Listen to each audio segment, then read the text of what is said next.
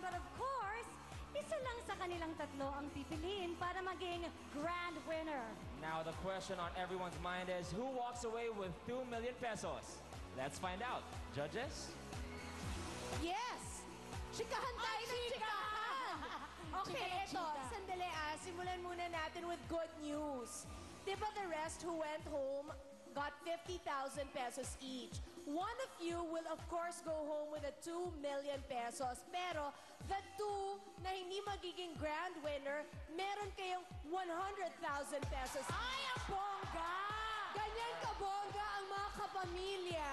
At Tama. ang galing-galing ni Linggit at ni Tita Cory at ni Tita Leng dahil nahanap nila yung pondo para lahat umuwi na masaya.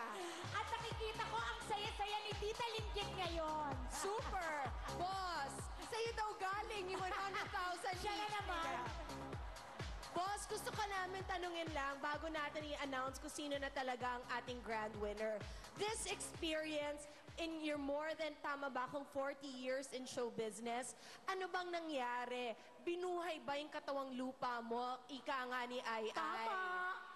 At nabilib ka ba all over again sa kakayahan ng bawat Pilipino?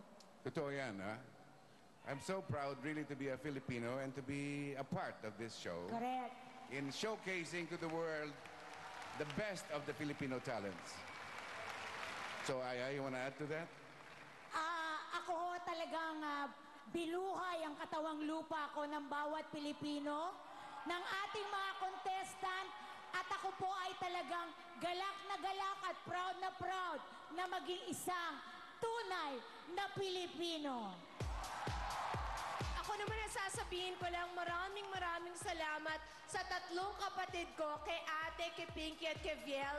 Dahil nung nagba-back out na ako dito, silang nag-insist, no, Chrissy, kailangan gawin mo. I love you. Ang galing niyong magplano ng career ko. Tama, And friendship. Philippines, we love you very much. Thank you for showing us your brilliance and making us believe in the true talent of every Filipino.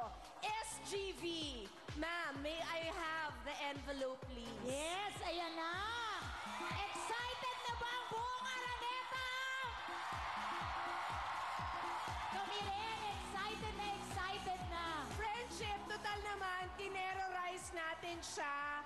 Sa halos Oo. 6 months nating pagsasama, ibibigay natin sa ating Yes. pinakamamahal na boss, FMG, na siya ang mag-a-announce ng ating first Pilipinas Got Talent Grand Winner. Ito na po, boss. Siya talaga ang boss na boss. Go! Pinunit mo, boss. Hindi dyan.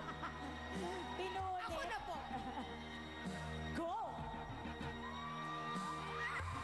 It is my honor and pleasure to announce the first Filipino Got Talent winner, none other than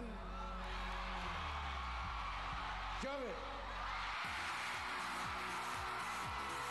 Congratulations, Jovet! Congratulations, Jovet.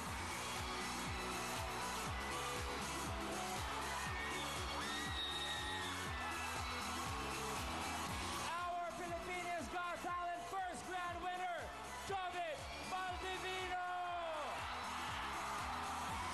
Jovet! Jovet, congratulations! Jovet, merong isang ikahahandog sa iyo ang ating judges at I love doing ABS-CBN. a friendship tayong dalawa. Ikaw sa other side. Jovit! Magmula sa pagbenta ng siomay para makatulong sa pamilya. Ngayon, may 2 million pesos ka na! Jovet! Ako, proud ako bilang Batanggenya. At proud ako sa'yo. Bigay ito sa'yo ng Diyos. Ingatan mo, Jovet. Jovit, sino ang mga gusto mong pasalamatan at kanino mo inaalay ang iyong victory? Unang-una po, nagpapasalamat po ako sa lahat po ng Batanggenyo pong sumuporta po sa akin.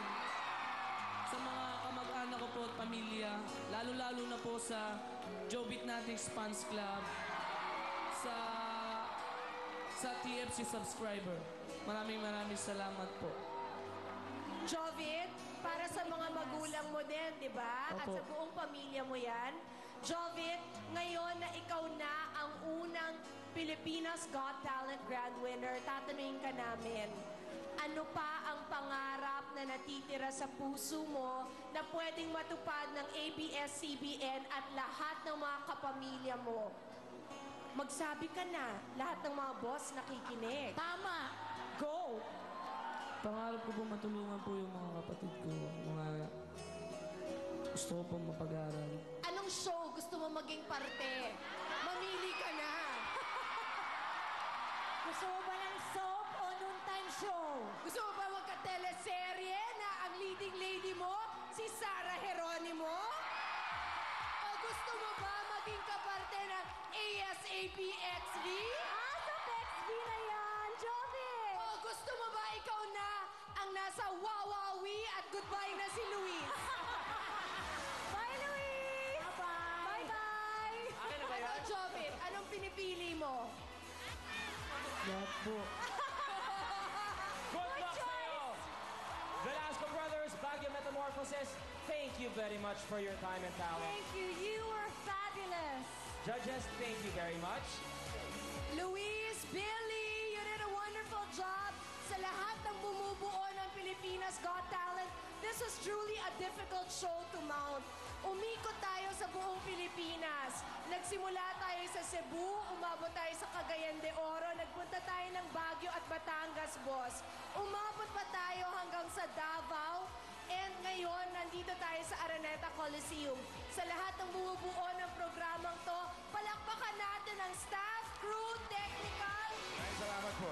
ang ating mga partners sa galing sa Fremantle, and of course, Direk Bobet Vidanes. Yes, yes. Thank you so much. Judges, once again, thank you very much. Jovit, alam natin na yung journey mo ay hindi naging madali, pero pinayad mo sa aming